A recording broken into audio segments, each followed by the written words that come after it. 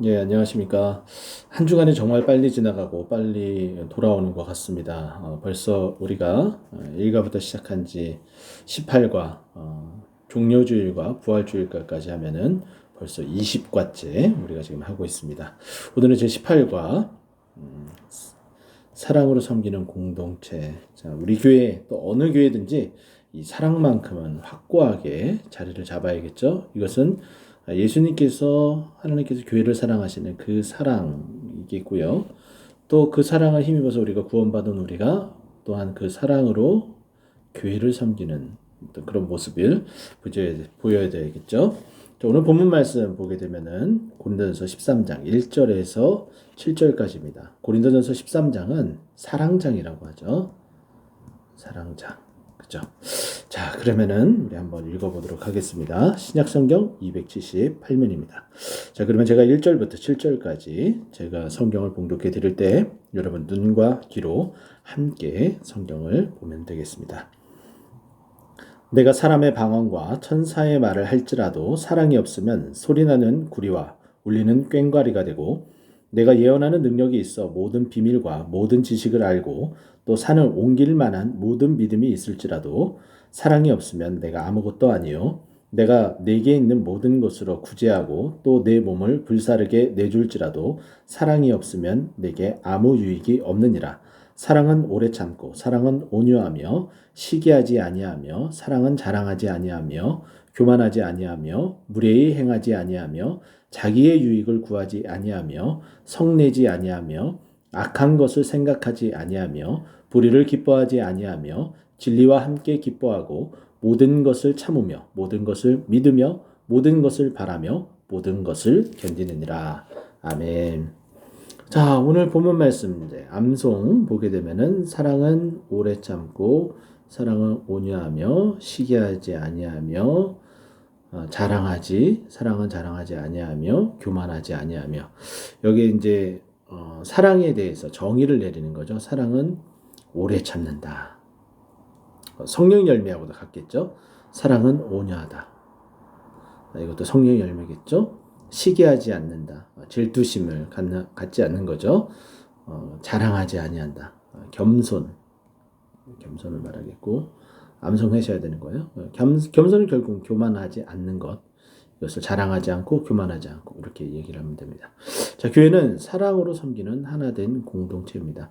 이 공동체, 우리가 정말 오늘 이 말씀처럼 우리가 사랑이 없는 것과 있는 것, 그것 하나하나를 헤아려 보고 없는 교회의 모습이 아니라 있는 교회의 모습으로 만들어가는 우리 모두가 되었으면 좋겠습니다. 자, 오늘 계속해서 볼까요? 자, 본문에 의해 바울은 고린도전서 12장의 은사, 그리고 여기는 안 나와 있지만은 14장에도 뭐가 이야기되어져요? 은사. 그러면 12장, 14장 다 은사에 대해서 이야기를 합니다. 근데 그 사이에 뭘 집어넣었어요? 13장, 사랑. 그러니까 은사보다 더 중요한 것. 12장 마지막 절에 보면 너는 더 큰 은사를 사모하라고 권하는데 그 더 큰 은사가 뭐예요? 사랑이라는 거죠. 예. 이 부분 강조하고 싶은 거죠. 그러면서 그 사랑의 바탕으로 은사를 이렇게 적극적으로 교회 안에서 활용하고 사용하여서 교회를 빛나게 영광되게 해야 된다라고 말하는 거죠. 자, 이는 고린도 교인들이 특정한 은사를 더 선호하는 경향이 있는 것. 우리도 마찬가지죠. 뭐 교회 안에서 여러 은사들이 있지만은 가장 드러나기 쉬운 거 뭐 방언의 은사, 그죠? 뭐 예언의 은사. 여러분 많이들 하시잖아요. 뭐 치유의 은사. 이런 거 다 좋아요. 네, 나쁘다는 게 아니에요. 그러나 가장 좋은 것은 뭐라고요? 사랑이 참 넘치는 분이다. 사랑을 나눠줄 줄 아는 은사를 가지셨다. 우리 동토는 꽃동산교회 성도님들이 여기에 해당되는 것 같아요. 네, 너무 감사하죠. 이것을 조금 더 드러내도 좋습니다. 네, 감추지 마세요. 이런 은사는 감춰서는 안 됩니다. 더 드러나야 돼요. 더 선호하는 경향이 있는 것과 그들의 탐욕을 질책합니다. 더 많이 가지려고 하는 것, 내가 더 드러나려고 하는 것, 이런 것들을 말하겠죠. 또 각 사람의 은사가 그리스도 몸 안에서 동등한 가치다. 네, 동등한 가치. 은사와 그리고 사람은 다 동등하다. 그것을 강조하고 모든 은사는 사랑을 근거로 행해져야 함을 전제합니다. 사랑을 근거로 해야 된다. 이게 가장 중요한 부분이겠죠. 자, 사랑은 신자들의 모든 행동에서 가장 근본이어야 됩니다. 맞죠? 자, 하나님의 통치가 실현되고 교회 공동체 내의 모든 관계 안에서 이타적인 사랑, 서로서로를 사랑하는 사랑이 반드시 드러나야 됩니다. 자아만 사랑하게 되면은 어떤 모양이 벌어져요? 그것 때문에 결국에는 교만이 일어나게 되고 시기하게 되고 자신이 드러나야 되니까 그와 같은 일이 발생하게 되죠. 그러나 이제 사랑 없는 행위는 위선일 수밖에 없습니다. 믿음 있는 척, 섬기는 척, 다 위선이죠. 하지만은 그 안에 뭐가 있어야 된다고요? 사랑을 근거로 이 문장이 가장 중요합니다. 사랑을 근거로 해야 되면 전제돼야 된다. 이게 가장 중요한 부분이에요. 그래서 우리 교회도 고린도 교회가 가져야 될 이 부분들 사랑을 더욱더 그 은사를 사모하고 활용을 해야 되는 그 모습들을 우리 교회도 반드시 좀 가져야 된다 이렇게 말씀드리고 싶습니다. 자, 다음 페이지입니다. 자, 말씀 속으로 들어가 볼까요? 자, 1번. 자, 바울은 예언과 모든 지식이 있어도 사랑이 없으면 어떻다고 고백을 합니까? 13장 2절에 보면은 사랑이 없으면 뭐라고 얘기해요? 내가 아무것도 아니요. 또 아니요. 존재 자체가 안 된다는 거죠. 자, 영어 성경을 킹 제임스 버전을 살펴보려도 I am nothing 이렇게 표현을 합니다. I am은 뭐 우리가 잘 알고 있는 나는 존재한다. 나는 누구누구다. 이런 표현이죠. 존재한다라는 의미로서 접근을 하면은 나는 존재 자체가 할 수 없다. 뭐가 없으면 사랑이 없으면. 그죠? 그리고 내가 아무것도 아니다. nothing. 아무것도 비어 있다. 나는 비어 있는 상태로 아무것도 아닌 존재가 된다. 이게 I am nothing이에요. 이게 나는 아무것도 아니요라는 표현이에요. 자, 우리가 정말 아무것도 아닌 존재가 될 수밖에 없어요. 사랑이 없으면. 왜냐하면 우리 생명 이 자체 살아있는 이 자체 존재도 하나님의 사랑, 그리스도의 사랑으로 우리를 살리셨기에 우리의 이 존재 자체가 어떻게 된다는 거예요? 사랑 때문에 있는 거예요. 근데 사랑이 없으면 당연히 아무것도 존재 자체도 할 수 없다는 거죠. 그래서 아무리 뛰어난 능력을 가지고 이 교회 안에서도 마찬가지예요. 재능이 있고 또 뛰어난 모습이 있고 또 여러 가지 퍼포먼스를 다 보여준다 할지라도 사랑이 없으면 아무것도 아니에요. 그냥 자신을 나타내고자 하는 어떤 행위밖에 되지 않는다는 거죠. 그래서 우리가 매우 조심해야 되고 항상 내 섬김에 사랑이 있는가. 우리가 뭐 밥을 짓는다 할지라도 그죠? 그리고 설거지를 한다 할지라도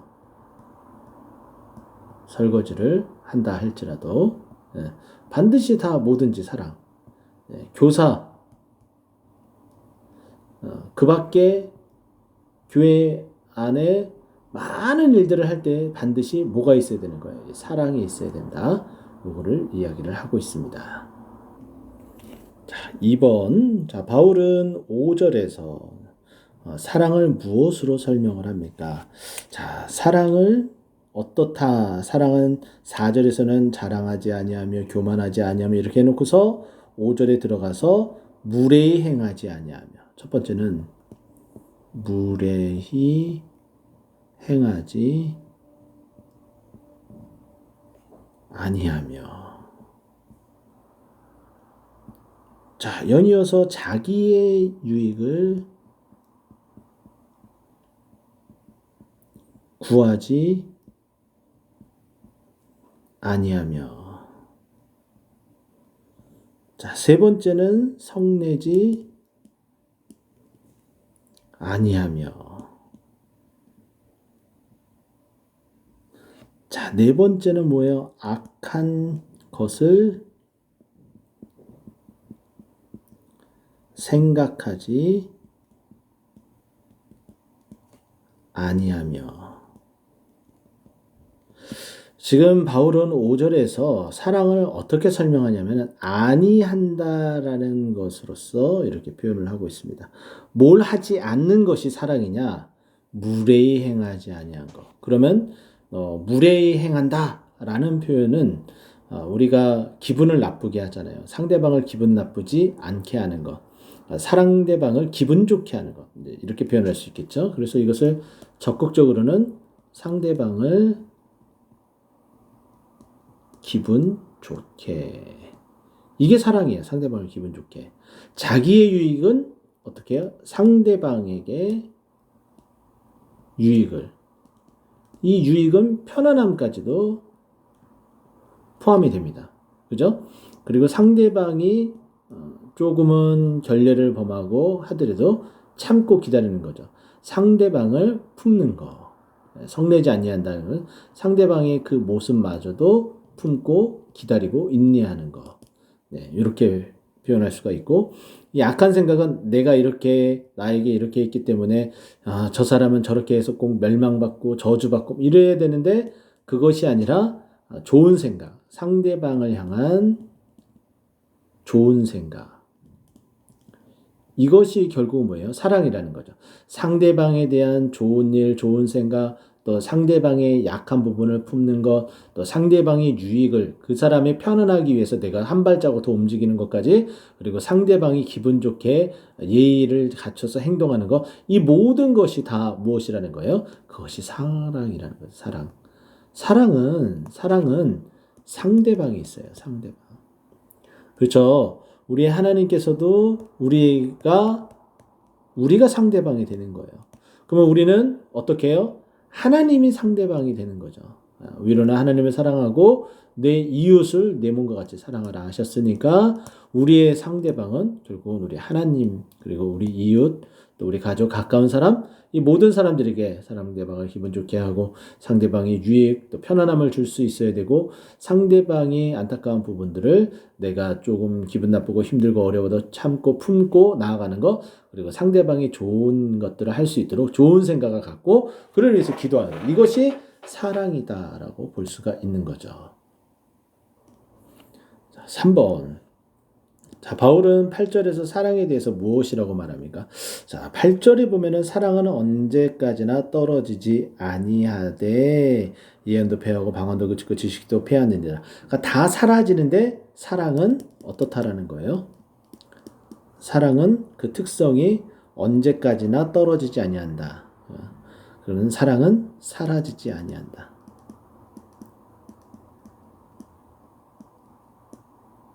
이것을 다른 표현으로 쓰면은 사랑은 영원하다. 이렇게 표현해 볼 수가 있죠. 말씀에서는 언제까지나 이렇게 표현하죠. 언제까지나 떨어지지 아니하되. 언제까지나 떨어지지 않는 것은 영원하다라는 거죠. 하나님의 사랑이 영원하죠. 우리를 향한 하나님의 사랑은 영원하죠. 그래서 우리가 알고 있는 것처럼 요한복음 13장 1절에도 하나님이 세상에 있는 자기 사람을 사랑하되 끝까지 사랑하느니라 이렇게 말씀하시고 계시죠. 자, 끝까지 사랑하는 것, 사라지지 않는 것, 그죠? 그것이 영원함, 그것을 우리에게 말해줍니다.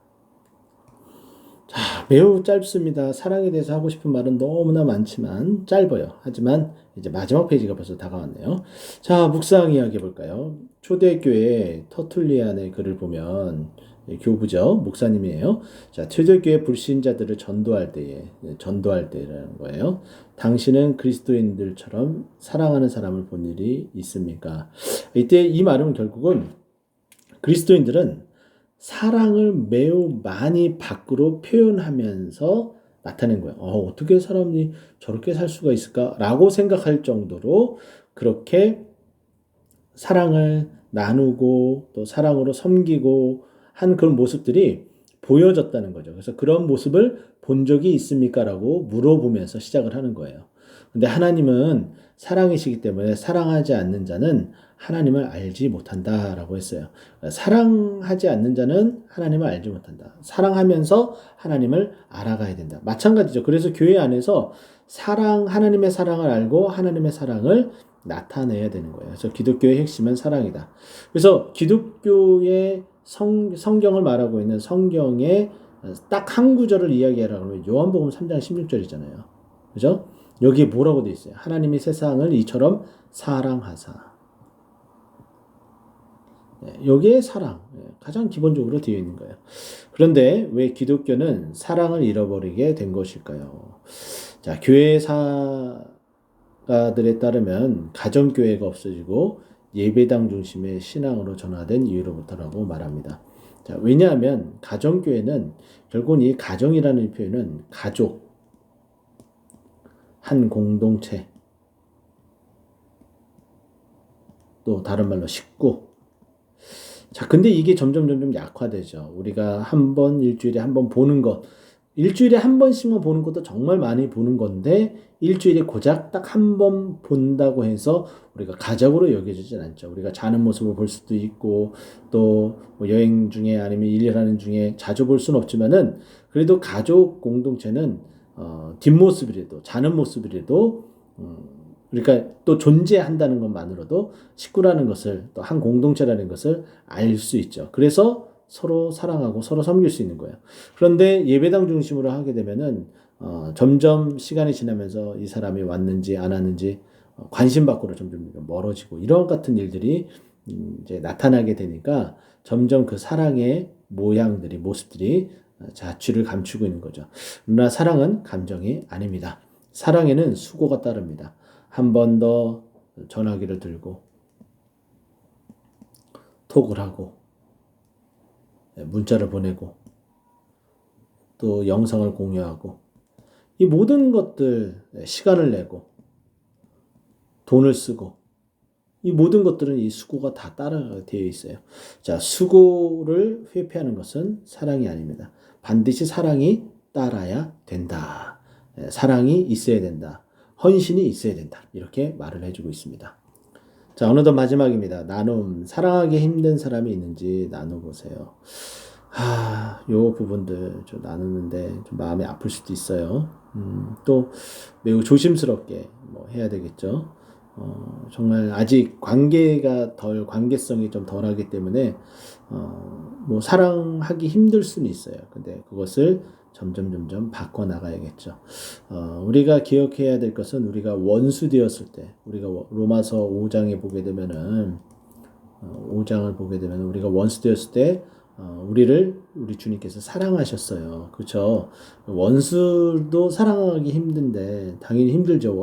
원수는 당연히 힘들어요. 근데 그 원수가 아닌데도 힘든 사람이 있어요. 그런데도 우리 주님께서는 우리가 원수 되었을 때 사랑하셔서 우리를 구원하시고 이 자리까지 이르게 한 것처럼 우리가 그런 힘든 사람이 있는지 나눠보고 이제 힘든 사람이 없어질 수 있도록 해야 됩니다. 자, 서로 사랑하는 교회가 되게 하시고 그렇게 우리 교회가 서로 힘을 내서 서로 사랑할 수 있도록, 그리고 사랑하기 힘든 사람을 더 사랑할 수 있도록 노력을 해야 된다. 이것이 이번에 우리가 해야 될 부분이다.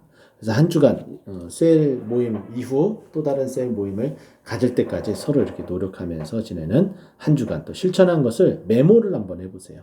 그것도 매우 좋을 듯합니다. 자, 이상 여기까지입니다. 감사합니다.